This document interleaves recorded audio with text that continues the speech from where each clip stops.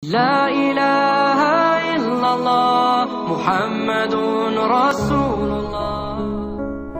Assalamualaikum warahmatullahi wabarakatuh. Kisah kakek buta yang selalu dituntun oleh iblis untuk sholat berjamaah ke masjid. Banyak kisah para sahabat Rasulullah Shallallahu Alaihi Wasallam yang memberikan inspirasi. Salah satunya adalah yang bernama Abdullah bin Ummi Maktum radhiyallahu anhu. Beliau adalah salah seorang sahabat senior Rasulullah yang terlahir dalam keadaan tidak bisa melihat atau buta. Dikisahkan bahwa Abdullah bin Ummi Maktum di usia senjanya pernah meminta kepada Rasulullah Shallallahu Alaihi Wasallam agar diperbolehkan sholat 5 waktu sendiri di rumah karena kekurangan fisiknya. Ia berkata, "Wahai Rasulullah, saya lelaki buta, rumah jauh dari masjid, dan tak memiliki penuntun yang layak. Apakah saya memiliki rusah atau keringanan untuk menjalankan sholat di rumah?" ujarnya. "Ya," jawab baginda Rasulullah Shallallahu Alaihi Wasallam. Awalnya Rasulullah Shallallahu Alaihi Wasallam mengizinkan Abdullah bin Ummi Maktum. Lalu ia beranjak keluar, namun dipanggil lagi oleh Rasulullah. "Apakah engkau mendengarkan seruan sholat?" tanya Rasulullah. "Ya Rasulullah, saya bisa mendengarnya," jawab Abdullah bin Ummi Maktum. "Kalau begitu, engkau tetap harus hadir di masjid, sholat berjamaah bersama kami." Mendengarkan jawaban dari Rasulullah Shallallahu Alaihi Wasallam, maka Abdullah bin Ummi Maktum pun tetap istiqomah menjalankan sholat 5 waktu berjamaah di masjid. Dalam riwayat Ahmad disebutkan bahwasanya antara rumah Abdullah bin Ummi Maktum dengan masjid terdapat bebatuan dan pohon-pohon kurma.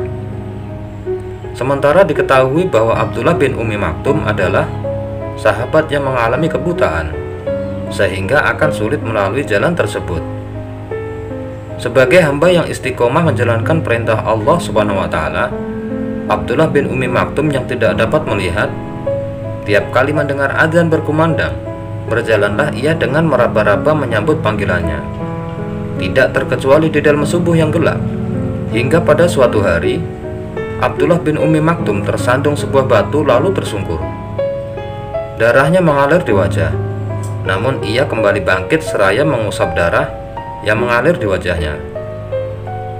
Abdullah bin Ummi Maktum pun melanjutkan perjalanan menuju ke masjid.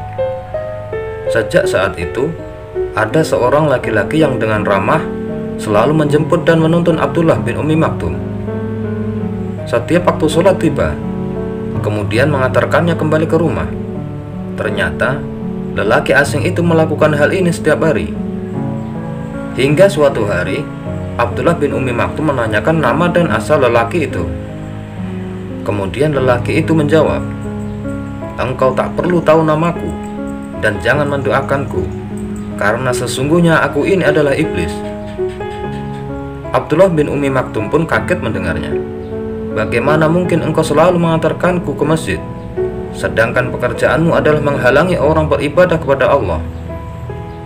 Lalu iblis menjawab, "Ingatkah engkau waktu berjalan saat sholat subuh ke masjid, lalu engkau tersandung, terjatuh, hingga terluka parah di wajahmu?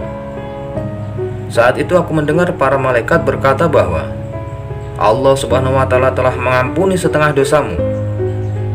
Aku khawatir jika kau tersandung lagi, maka setengah lagi dosamu yang lain akan diampuni Allah juga.